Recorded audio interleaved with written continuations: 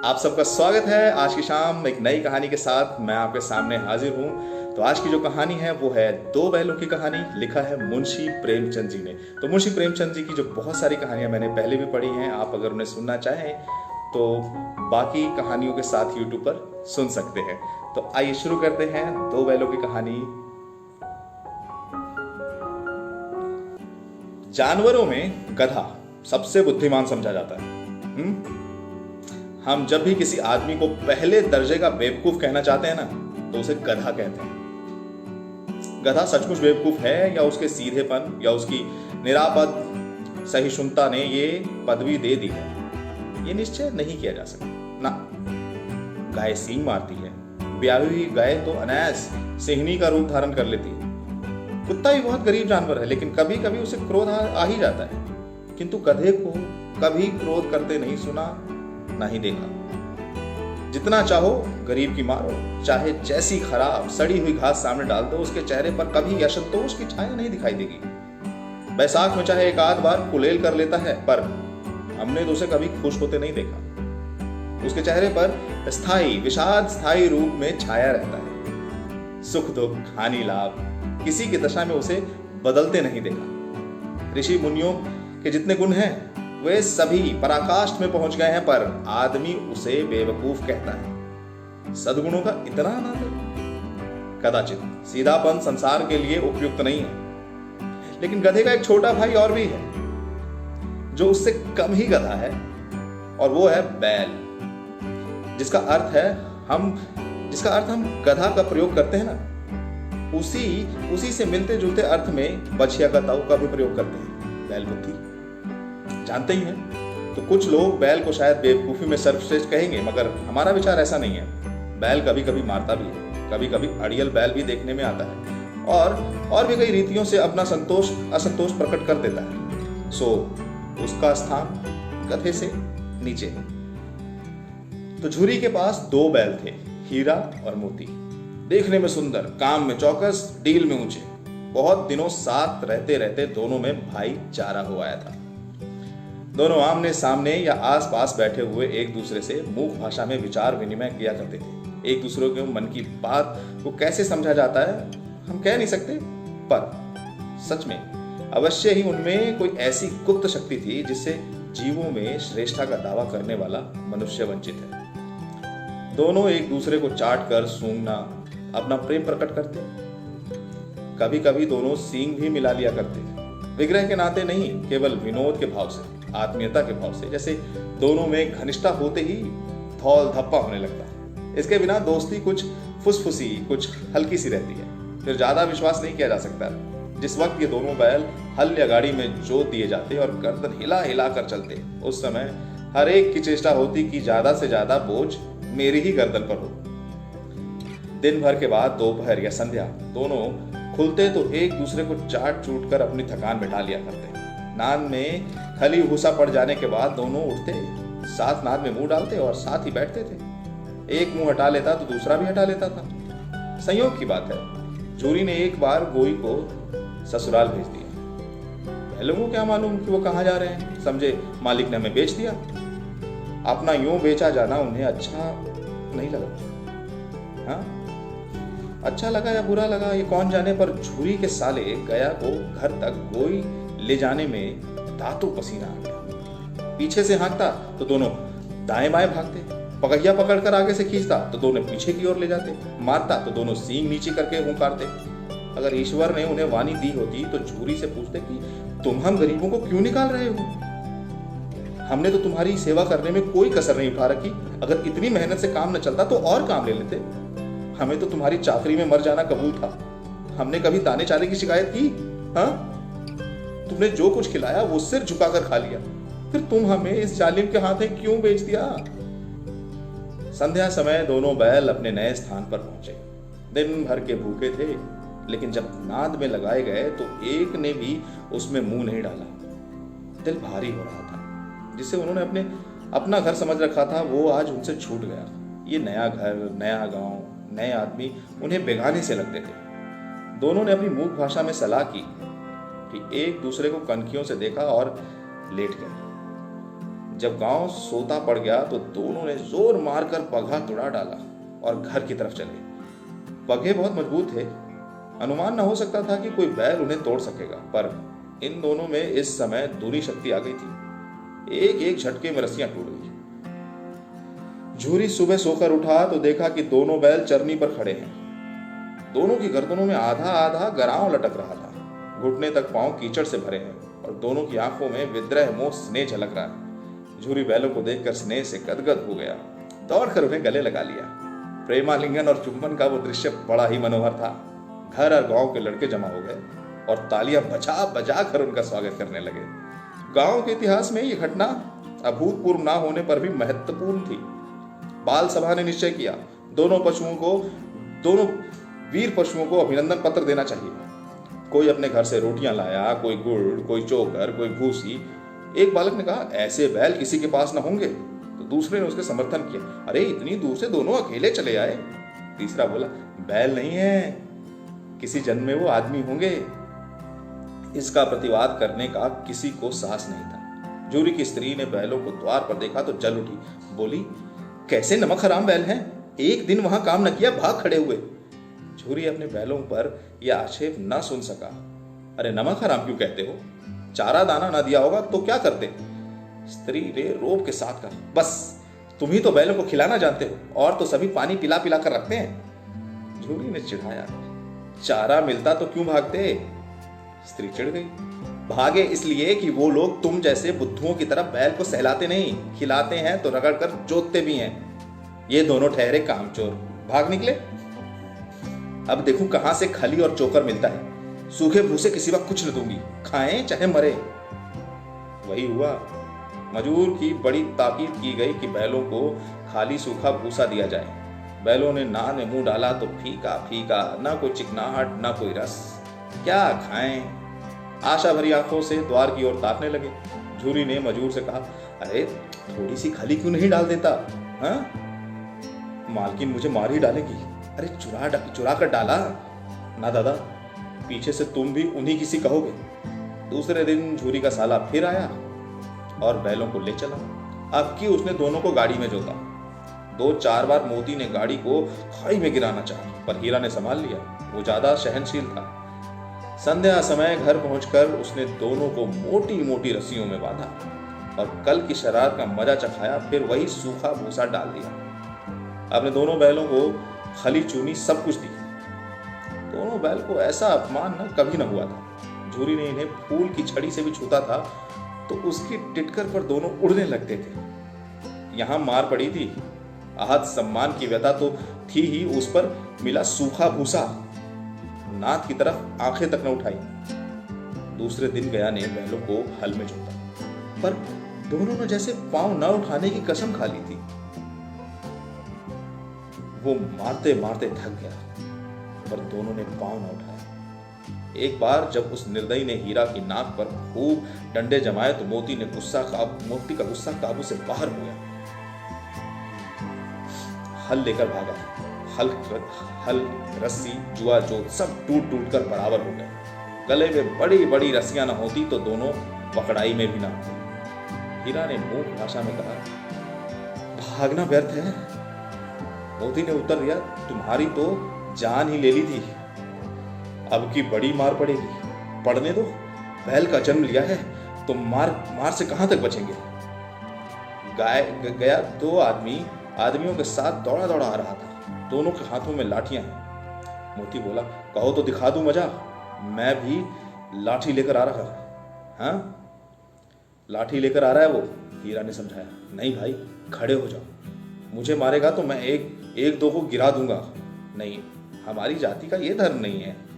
मोती दिल में ऐंठ कर रह गया आ पहुंचा और दोनों को पकड़ कर ले चला। कुशल हुई कि उसने इस वक्त मारपीट ना की, नहीं तो मोती पलट पड़ता। उसके तेवर देख गया और उसके सहायक समझ गए कि इस वक्त टाल जाना ही भलमनसाहत है।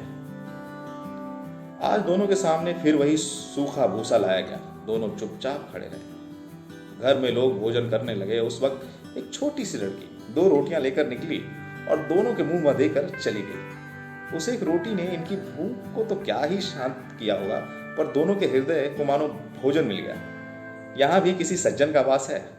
लड़की भैरव की थी, उसकी माँ मर चुकी थी। सौतेली माँ उसे मारती रहती थी, इसलिए इन बैलों से एक प्रकार की आत्मीयता हो गई थी। दोनों दिन भर जाते, डंडे खाते, अड़ते, शाम को थान पर बांध दिए जाते और रात में वही बालिका उन्हें 2 रोटियां खिला जाती। प्रेम के इस प्रसाद की ये बरकत थी कि 2-2 गाल सूखा भूसा खाकर भी दोनों दुर्बल न होते थे, मगर दोनों की आंखों में रोम रोम में विद्रोह भरा हुआ था। एक दिन मोती ने मूक भाषा में कहा, अब तो नहीं सहा जाता हीरा, क्या करना चाहिए? एकांत को सीख पर उठाकर फेंक दूंगा, लेकिन जानते हो वो प्यारी लड़की जो हमें रोटियां खिलाती है उसी की लड़की है जो इस घर का मालिक है। वो बेचारी अनाथ हो जाएगी तो मालकिन को फेंक दूं? वो तो इस लड़की को मारती है। लेकिन औरत जात पर सींग चलाना मना है, ये भूल जाते हो। तुम तो किसी तरह निकलने ही नहीं देते। बताओ, तोड़ाकर भाग चले? हाँ, ये मैं स्वीकार करता, लेकिन इतनी मोटी रस्सी टूटेगी कैसे? इसका एक उपाय है, पहले रस्सी को थोड़ा चबा लो, फिर एक झटके में जाती है। रात को जब बालिका रोटियां खिलाकर चली गई तो दोनों रस्सियां चबाने लगे, पर मोटी रस्सी मुंह में ना आती। बेचारे बार बार जोर लगाकर रह जाते थे। सहसा घर का द्वार खुला, वो लड़की निकली। दोनों सिर झुकाकर उसका हाथ चाटने लगे। दोनों की पूंछ खड़ी हो गई। उसने उनके माथे सहलाए और बोली, खोल देती हूँ, चुपके से भाग जाओ, नहीं तो ये लोग तुम्हें मार डालेंगे। आज घर में सलाह हो रही है कि इनकी नाकों में नाथ डाल दी जाए। उसने गराव खोल दिए, पर दोनों चुपचाप खड़े रहे। मोती ने अपनी भाषा में पूछा, अब चलते क्यों नहीं?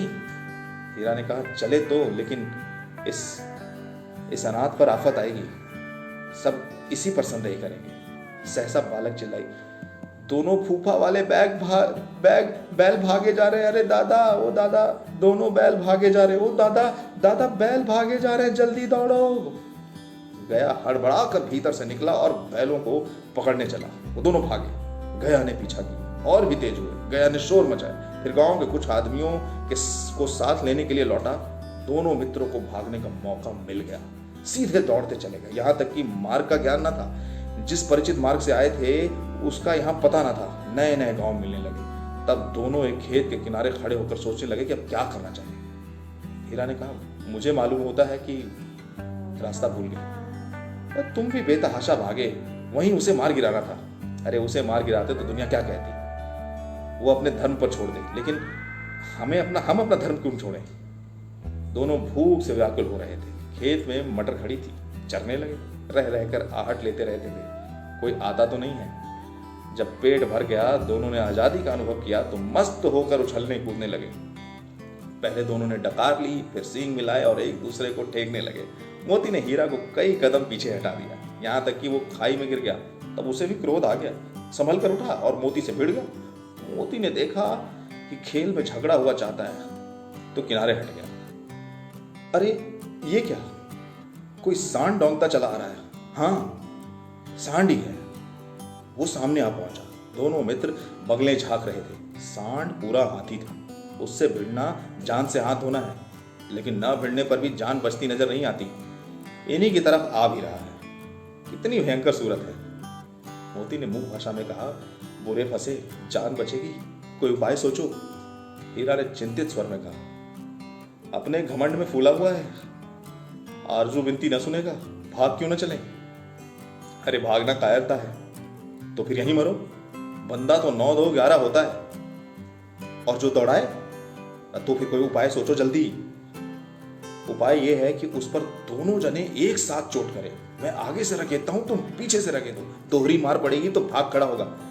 मेरी ओर झपटे, तुम बगल से उसके पेट में सींग घुसेड़ देना। जान जोखिम में है, पर दूसरा उपाय नहीं है। दोनों मित्र जान हथेली पर रखकर लपके। सांड को संगठित शत्रुओं से लड़ने का तजुर्बा न था। वो तो एक शत्रु से मल्ल युद्ध करने का आदी था। ज्यों ज्यों ही हीरा पर झपटा, मोती ने पीछे से लड़ाया। सांड उसकी तरफ मुड़ा तो हीरा ने रगेदा। सांड चाहता था कि एक के करके दोनों को गिरा दे, पर ये दोनों भी उस्ताद थे, उसे वो अवसर न देते। एक बार सांड झल्लाकर हीरा का अंत कर देने के लिए चला कि मोती ने बगल से आकर उसके पेट में सींग भोंक दी। सांड क्रोध में आकर पीछे फिरा तो हीरा ने दूसरे पहलू में सींग चुभो दी। आखिर बेचारा जख्मी होकर भागा और दोनों मित्रों ने उसका दूर तक पीछा किया, यहां तक कि सांड बेदम होकर गिर पड़ा। तब दोनों ने उसे छोड़ दिया। दोनों मित्र जीत के नशे में झूमते चले जाते थे। मोती ने सांकेतिक भाषा में कहा, मेरा जी चाहता है कि बच्चा को मार ही डालूं। हीरा ने तिरस्कार किया, गिरते हुए बैरी पर सींग न चलाना चाहिए, ये सब ढोंग है। बैरी को ऐसा मारना चाहिए कि फिर ना उठे। अब घर पे कैसे पहुंचोगे वो सोचो, पहले कुछ खा लें तो सोचें। सामने मटर का खेत था ही, मोती उसमें घुस गया। हीरा मना करता रहा पर उसने एक न सुनी। अभी 2 ही 4 ग्रास खाए थे कि आदमी लाठियां लिए दौड़े पड़े और दोनों को घेर लिया। हीरा तो मेड़ पर था, निकल गया। मोती खींचे हुए खेत में था, उसके खुर कीचड़ में धंसने लगे। न भाग सका तो पकड़ा लिया गया। हीरा ने देखा तो संगी संकट में है तो लौट पड़ा, फंसेंगे तो दोनों फंसेंगे। रखवाले ने भी उसे पकड़ लिया। सुबह दोनों को कांजी हाउस में बंद कर दिया गया।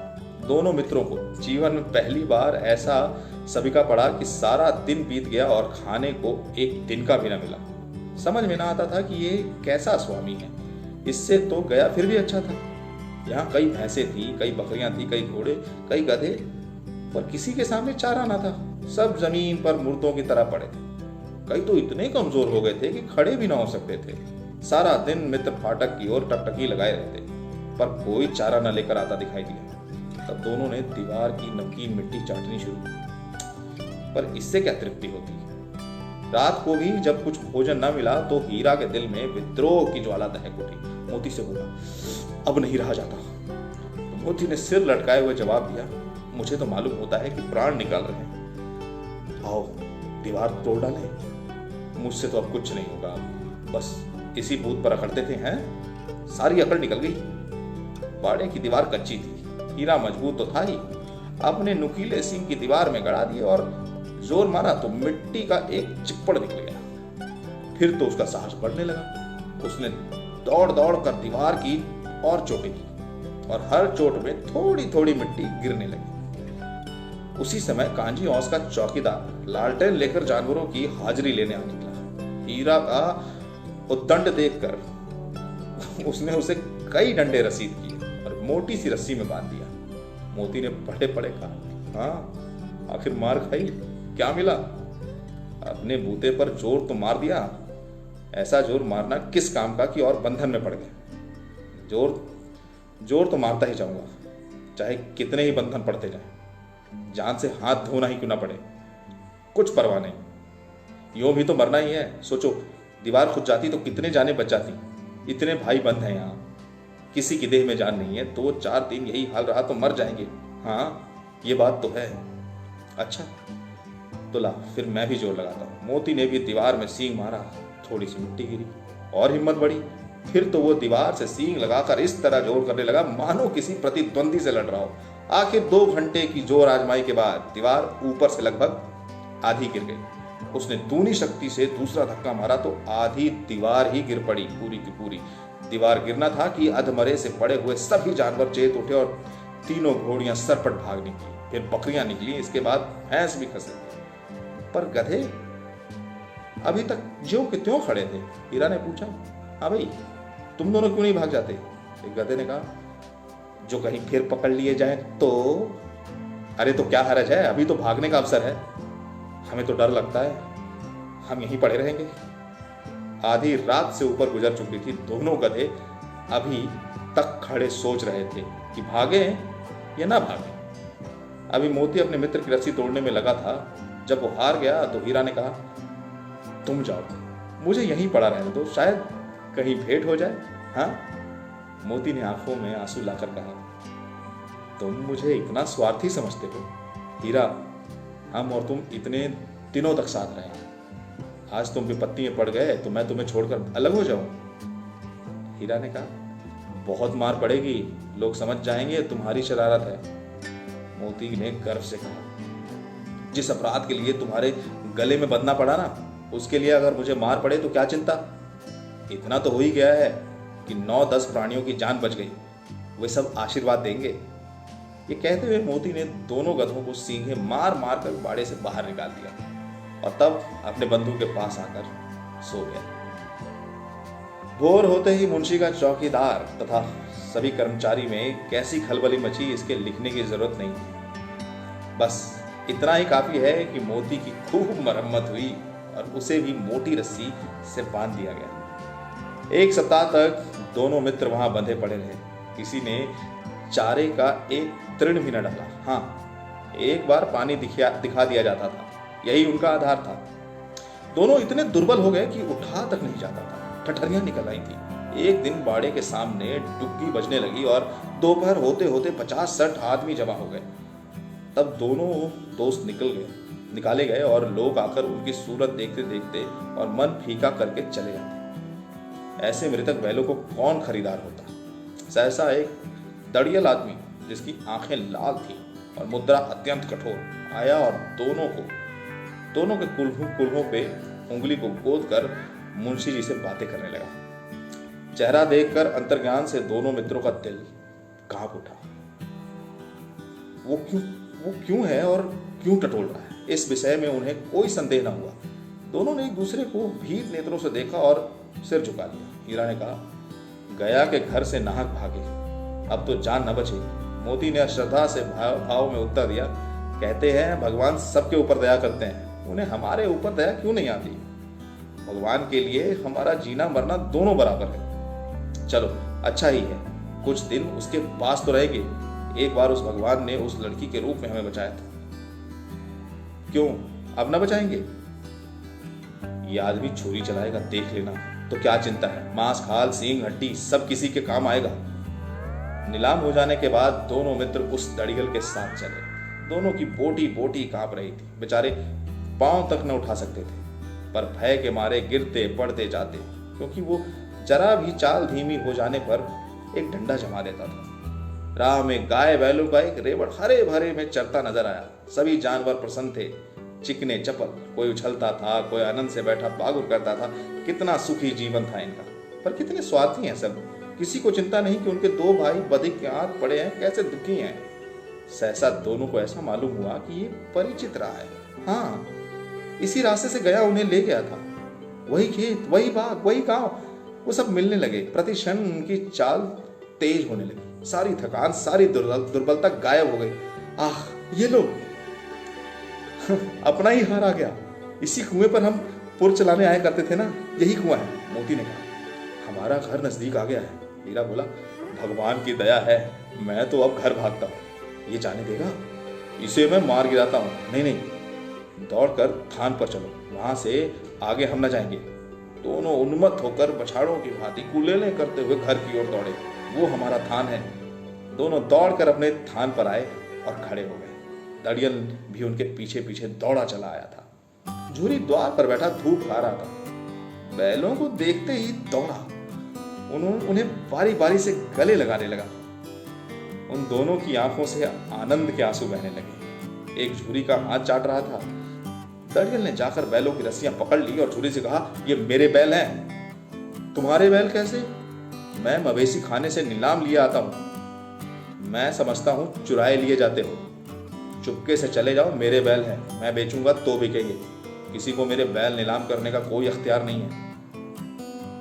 जाकर थाने में रपट कर दूंगा। ये मेरे बैल हैं, इसका सबूत यह है कि मेरे द्वार पर खड़े हैं। दड़ियल झल्ला कर बोला। बैलों को जबरदस्ती पकड़ ले जाने के लिए बढ़ा। उसी वक्त मोती ने सींग चलाया। दड़ियल पीछे हटा। मोती पीछे दौड़ा। गांव के बाहर निकल जाने पर वो रुका, पर खड़ा दड़ियल का रास्ता वो देख रहा था। दड़ियल दूर खड़ा धमकियां दे रहा था, गालियां निकाल रहा था, पत्थर फेंक रहा था, और मोती विजयी शूर की भांति उसका रास्ता रोके खड़ा था। गांव के लोग ये तमाशा देखते थे और हंसते थे। जब दड़ियल हार कर चला गया तो मोती अकड़ता हुआ लौटा। हीरा ने कहा, मैं तो डर गया था कि तुम कहीं गुस्से में आकर मार ना बैठो। अब ना आएगा तो दूर से ही खबर लूंगा, देखूं कैसे ले जाता है। जो गोली मरवा दे, मर जाऊंगा पर उसके काम ना होगा। हमारी जान को कोई जान ही नहीं समझता, इसलिए कि हम इतने सीधे हैं। जरा देर में नादों में खली, भूसा, चोकर और दाना भर दिया गया और दोनों मित्र खाने लगे। झूरी खड़ा दोनों को सहला रहा था। वह उनसे लिपट गया। झूरी की पत्नी भी भीतर से दौड़ी दौड़ी आई। उसने आकर दोनों बैलों के माथे चूम लिए। तो ये थी कहानी दो बैलों की। लिखा था मुंशी प्रेमचंद ने। तो आपको कैसी लगी ये कहानी नीचे कमेंट बॉक्स में लिख के बताइएगा। और अगर आप इसे फेसबुक पर देख रहे हैं तो हमारे पेज को लाइक करिए, अपने दोस्तों के साथ शेयर करिए, उन्हें भी सुनाइए। और अगर आप यूट्यूब पर देख रहे हैं तो आप हमारे चैनल को सब्सक्राइब करिए और बेल आइकन ज़रूर दबाइएगा, ताकि अगली कहानी जब भी मैं अपलोड करूं तो आप तक इन्फॉर्मेशन सबसे पहले पहुंचे।